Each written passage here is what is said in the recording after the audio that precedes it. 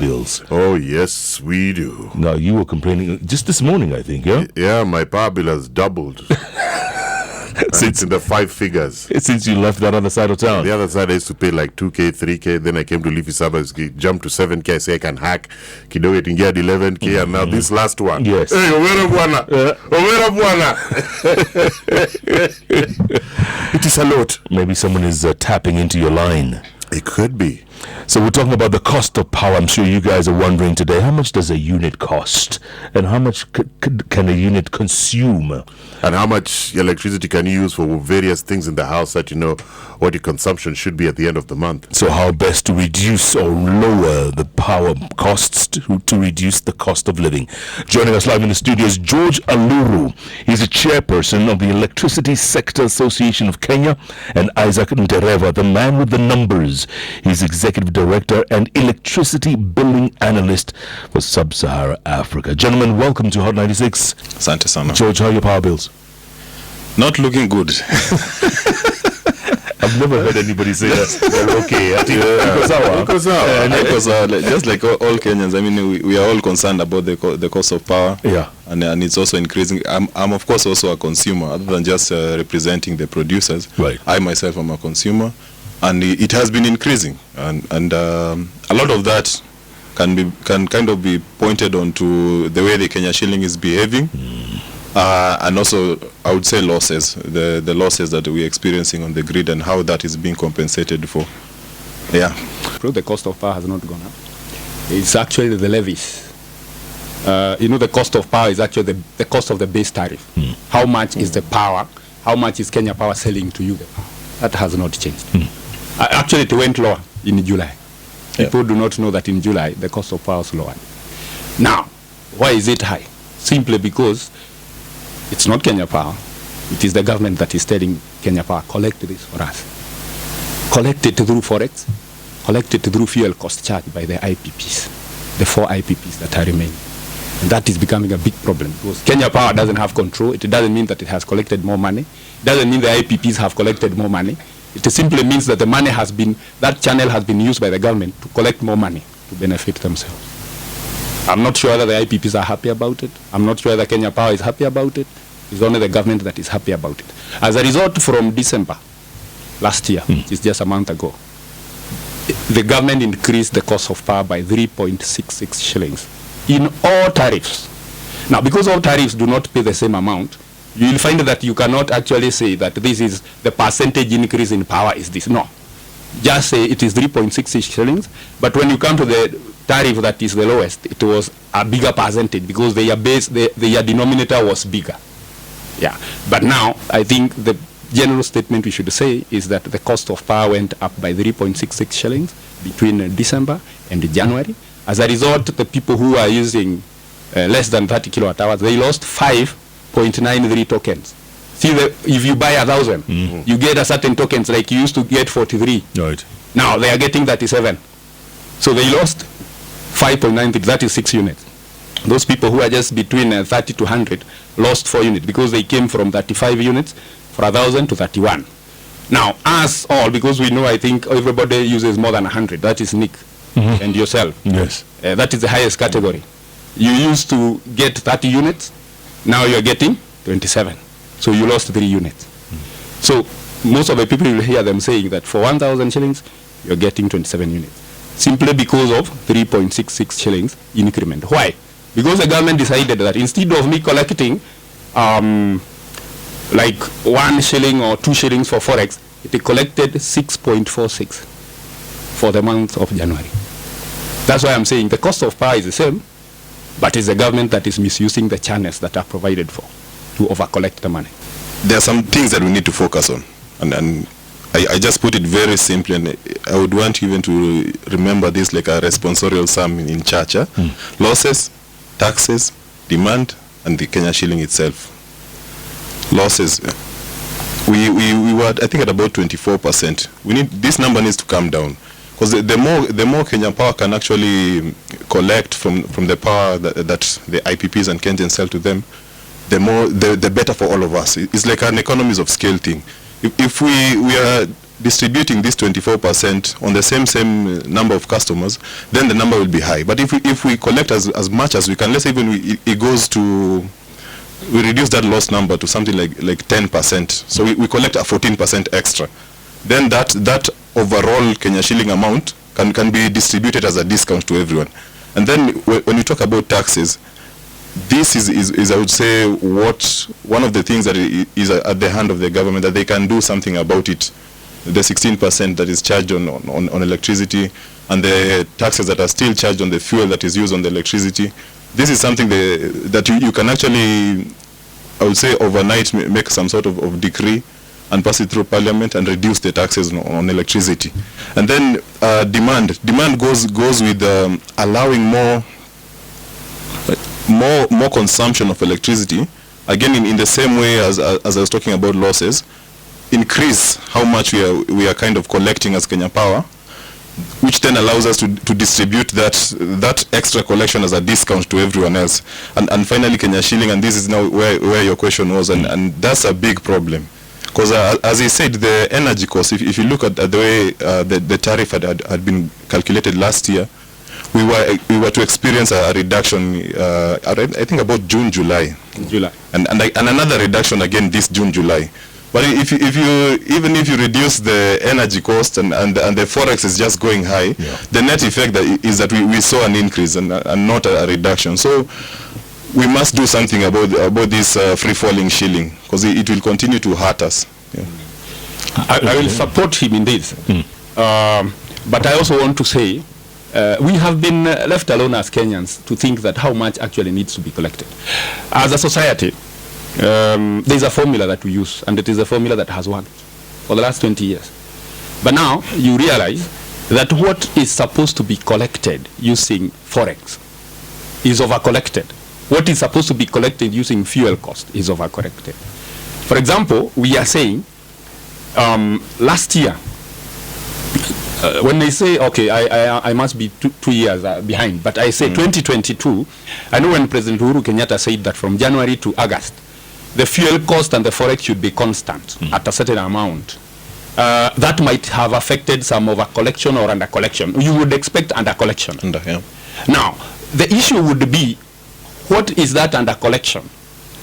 And we of course understand for the forex there was an under collection automatically. For the forex, for the fuel cost, there was under collection for the first half, 4 months. Then the other 4 months it auto-corrected. But when the UDA government came in, it decided to ride on that there was an under collection. And using that, using our figures, they over-collected 17.08 billion on fuel cost. Now, we are not just coming up with the numbers, because why did Nancy Gathongo say it's 23 billion shillings over-collected? How comes those are two serious analysts who are almost talking about the same thing? We told the MPs that there is an over-collection of 17.08 billion with a formula we can show you, and we will tell you what was collected every month to build up these numbers. Nancy Gathongo did not get supporting documents that actually this is the fuel that has been used in generation, and this is the how much was. If you ask EPRA, it is actually 17.08 billion that was over-collected. If you go to Kenya Power, they will only give you paper supporting, but they will not support the 17.08. We've not used the same papers, we've used different methods, but that is what we are getting. And what do you mean by over-collect? Over-collecting means, like for example, if they were supposed to collect 4.5 billion this month, they collected 7.5 billion for fuel cost, for example. Let me not say of fuel cost, because I am what I have here is for forex. They collected 2 billion extra, because we had the formula that this is the dollar rate, and this is what the formula tells you should collect. So as a result, then it means you should, and you see how it's normally collected. You use the dollar rate as 114 shillings. So whatever is above, you collect. It's normally set on the tariff. Right now is 114 shillings per dollar. Before that, it was a bit lower. So we keep on changing so that we don't collect too much. Now, right now it was 114. So what is the difference between 114 and what is the dollar at the moment? Then you multiply by the units sold. You collect that. So we have a formula that you need to collect 1.8 billion. Now, when you collect 6 billion, and then you tell us that we are collecting because there are some months we had not collected. We agree, but how much? Then we calculate. Then we realize that they over-collected. So that is basically what I mean by collection. Same for fuel costs. If you ask George here, and I am sure he is here because of the IPPs, if you ask the IPPs whether they get all this money that was collected, you will be shocked that they also don't collect this money, because it's supposed to be passed through to the oil marketing companies. Who owns those oil marketing companies? So even the IPPs, they can't complain because they can't bite the hand that is feeding. Right. Yeah. So even if the channel is used by the government to collect, they cannot complain. So who is going to complain? It's only now the society. I mean, you have an engine, you're running it to produce electricity, and then there's a fuel supply on one side, there's Kenya Power, there's yourself. Then you go sit in some sort of tendering scheme, and then whoever wins the contract to supply the fuel, supplies the fuel.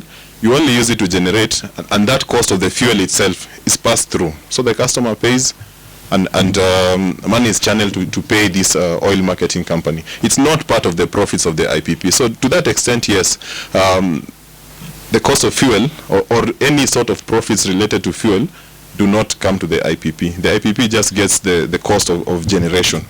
And this as we have said severally now, this has not changed. It has, because you sign it over 20 years and it's a number, and that number then gets into a tariff that is reviewed every 3 years as the base energy cost. So anything else, and again, as I said, we just need to focus on 4 things if you want to reduce that cost of power in the I would say short to medium term. So 1 year to 3 years: losses, taxes, demand, and Kenya shillings. These 4 things are what will help us to reduce the cost of power. And I think Ndereba here says there could be issues on whether it's collected fairly or there's an over-collection. Those are the things we need to really interrogate. We need to be very, very, very keen on how those numbers are being collected, how they're calculated, and what is being collected. And then also efficiencies. And this is where now demand and losses come in. These are more or less in control. Kenya Power has more control of this. They can control how much losses they're experiencing in their system. Through the way they service customers, they can encourage demand. Like we've seen in Western Kenya, where the customers there are being told, now you'll be load shed because there's not enough transmission, etc. You see, we have been spending quite some time in this country trying to encourage the growth of demand. So when you're in a situation where you're load shedding, you're basically causing blackouts in a whole region, then you discourage demand. You cause people to consume even less, and the problem gets worse. It's like you're compounding an existing problem. So we need to do what we can, especially in Western Kenya, to encourage maybe on-site generation that is located in Western Kenya to supply these customers, because we cannot afford to not supply customers. Tell me something. Do we have enough supply to meet demand? We do.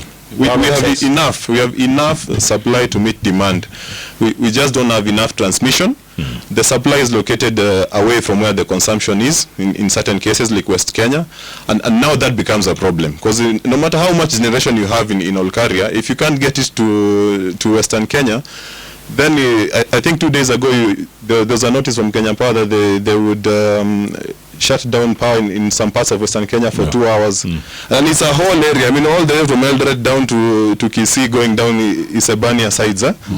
This area, people, supposing you're the guy who runs a factory there, and now you're told 2 hours no power, and then maybe last year you heard that you'll be load shed for a period of 2 years or something as they continue to build the transmission line. What do you do?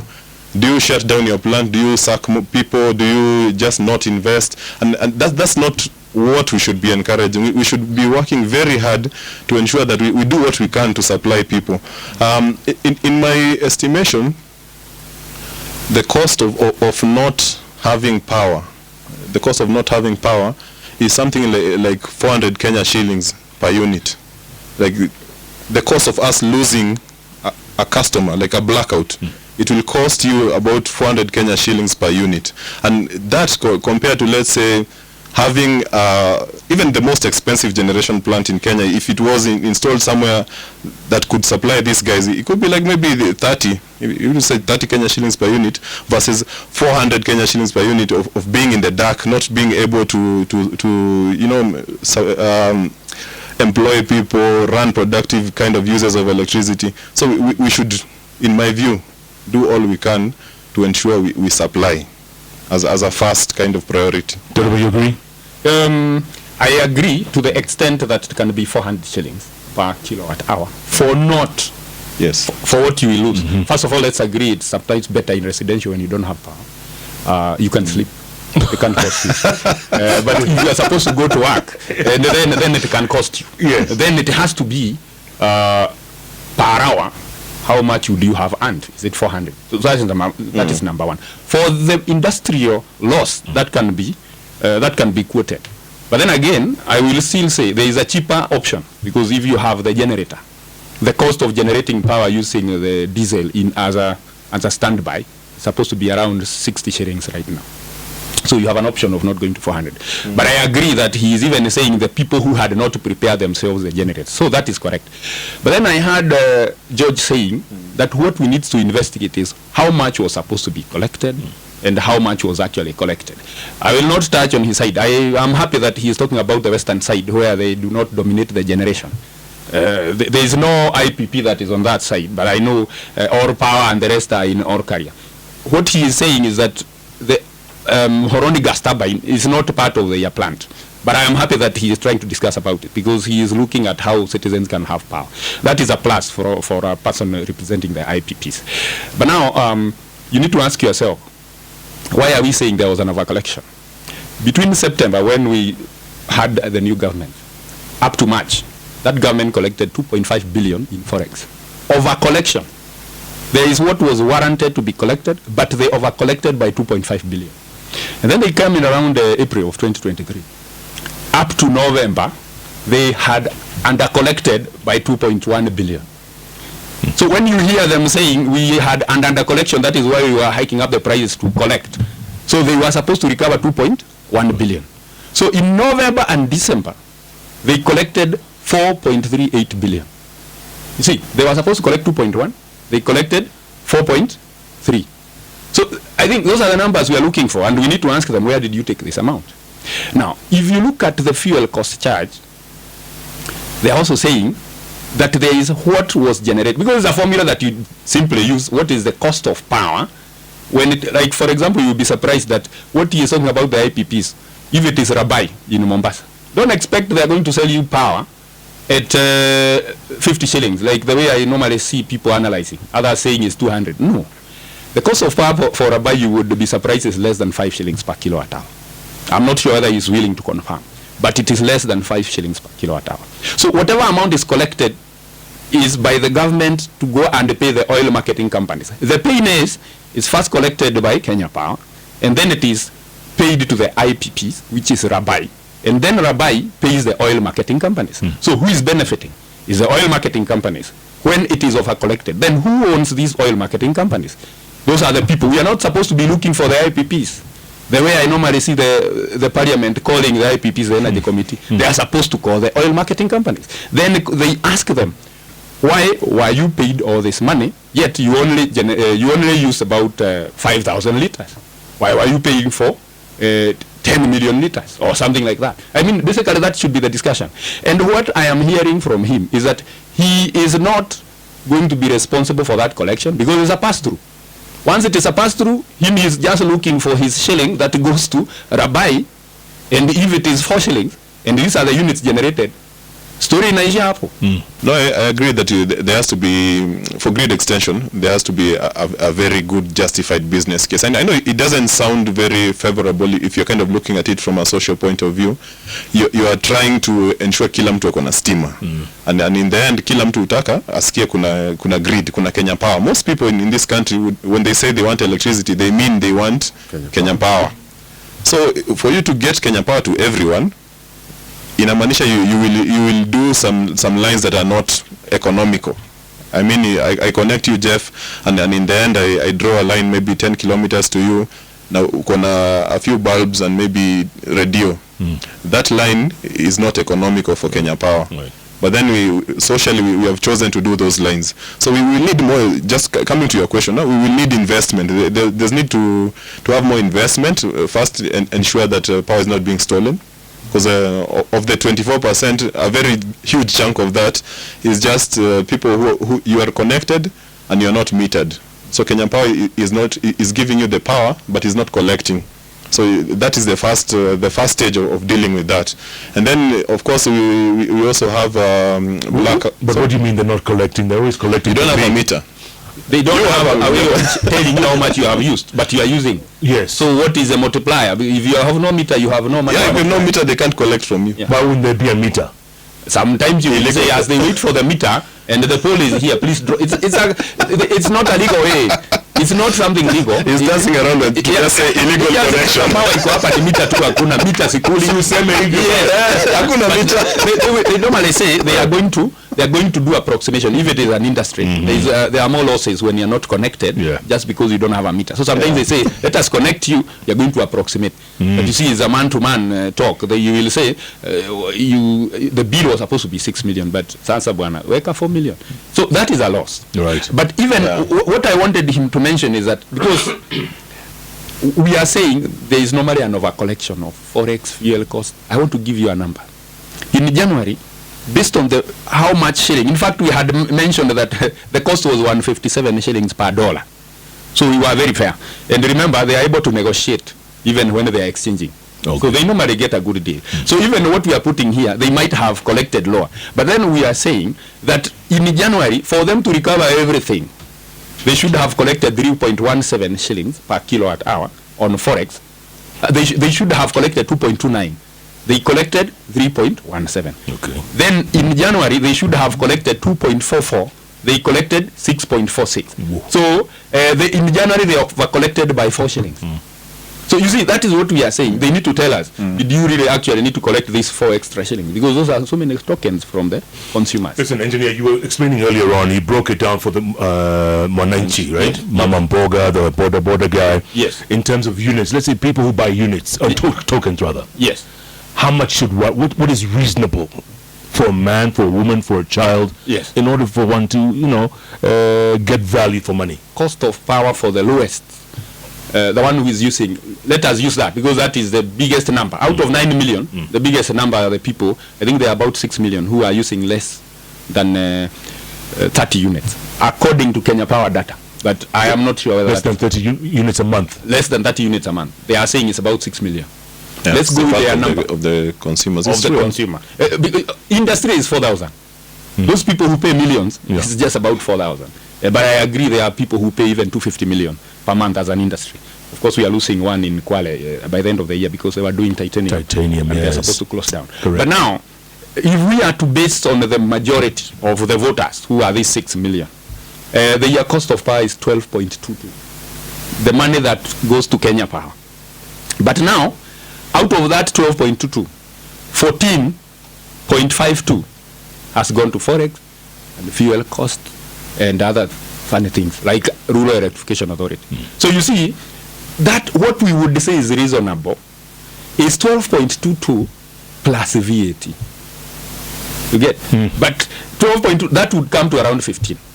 Now with 1,000, if you divide by 15, you would get so many units, because you would get how much? So that is 1,000 divided by 15. Yeah.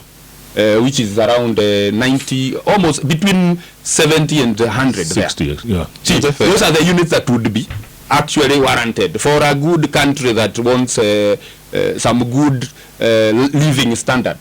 But now, if you are adding, you see, this is not the cost of power, because you have added forex, you have added fuel cost, which is unwarranted. We are saying the fuel cost that goes to that is supposed to be warranted. We don't have a problem. We are ready to pay. But now, remember, you have also come and collected rural electrification program for they are supposed to go and assist in connecting more of the consumers. But now you see, among the things that the IMF told Kenya Power is that they have to pass the billions they have collected through rural electrification, and they have not remitted to them. So who is keeping this money, and why should they collect money? And actually, if it is not collected and it is collected and has not been remitted to rural electrification, how are we supposed to account for the project that it has actually done? Where should it go then? I get where it's coming from, and the need to kind of reduce the cost at the lower band. But the lower band itself, that 12 shillings is talking about, is a subsidized rate. It's not actually, you're not paying the true cost of getting that power to you. And these other levies, in most Kenyans' view and in my view also are annoying, but they are kind of useful to ensuring that that power gets to you. So how do we kind of work to ensure that, yes, they are there, but we have to reduce their amounts, or even, as I think he's trying to do, to monitor whether they is being collected in the right way. That's where the question is. It's not that saying that the guys who are consuming between 0 and 30 units a month should not be paying these other levies, because those levies are charged on all of us, let's say, to ensure that the regulator, EPRA, can run rural, as you said, the REP levy, to ensure that we do the social need to connect everyone in this country to also do rural electrification, and that cost all of us have to bear. It can't just be borne by one segment of the customers. So we just need to figure out overall how to ensure that we are, I think is doing a good job, in my view, reviewing that this is the amount that was supposed to be collected, this is what was collected, and if there's any variance, we highlight that and make sure we go back to what is supposed to be collected, and then also ensure that we overall reduce the cost of all these levies. So that's what we should be doing. But we're not. We are not. But in fact, it is even more painful to collect a levy and you say it is for rural electrification, and then you don't remit. Kenya Power has been told by IMF, by the end of December 2024, you should settle the debt of 19.4 billion owed to Rural Electrification Authority. What does that tell you? At what point is Kenya Power declaring that we actually have someone's money? But remember, when we were looking at Kenya Power's debt, the biggest debt, you can imagine, look at this, the biggest debt comes from the government itself. Did you see where we were seeing a hospital, is it Bagathi, which is owed by NMS a certain amount of money? Correct. You know, that is not imaginable, because how can you not pay a hospital in your own county? Number two, if this is, for example, this is Kawi House, where we have the Minister for Energy, the CS, and they have not paid their bill to Kenya Power. Are you, as a Kenya Power employee, going to disconnect them? You see, that is how they end up not paying the bill. So you realize that when you have not paid us, Jeff, they will disconnect you the following day. And that is how they have ended up running away or overstaying with this debt. Yeah, which is unfair, in my view. So bottom line, agreed. Yeah. Bottom line, how do Mama Mboga and Boda guy, how do they get more value for their token? Yeah. Because everyone's complaining that they're getting less and less units. Yeah. So first of all, from our end, is to ensure that what was the warranted collection is actually what has been collected. That is the first place, because but you said they overcollected. They overcollect. We need to ensure that first of all, we are going to be putting this to public information. I have shared with him. I wanted to go and talk to several print media and tell them, can you give us a space? As a CSR, every month just one page. We highlight the cost of power, what was the generation, and what was this, and what was collected, and our formula is saying this is what should have been collected. Then the MPs can get a basis of asking questions. Otherwise, right now, what I am talking is news to the MPs. I'm happy that we've been sitting with Jane Kagiri, who is the one who took the discussion to the parliament. Right. And there is a lot that we are trying to make them understand, because sometimes if your lawyer cannot understand what you mean, even if you are right, how he is going to present it is a problem. Correct. So we are trying to make sure that those people will be debating about it, even the energy committees. We are trying to ensure that they understand all those calculations so that they can ask the questions the way they are supposed to ask. Yeah. Now, for me, I would say, straight to Wanziko, what Wanziko can do probably is just control how they consume the power. Anything that relates to heating, to cooling, minimize. Use the most efficient equipment you can find for those two things, heating and cooling, and just we all have to kind of adjust our lifestyle as now whether it's MPs or it's us in industry or him, we try and ensure that things are being done the right way, and I think this also pulls in the regulator, EPRA, because at least they're the ones who look after everyone, the generators, the consumers, etc. The regulator then needs to be very strict on ensuring that if whatever my colleague in Dereva is saying is true, that there's over collections, we need to figure out, is it true? How can we make sure that money that was over collected comes back? And then when it comes back, how does it go as a discount? Because at that level now, you need the regulators and the people in industry to ensure that the system is working as efficiently as possible in terms of you cannot collect any more than you are supposed to. You know, I'm surprised none of you mentioned the fact that there must be a lot of corruption in the industry.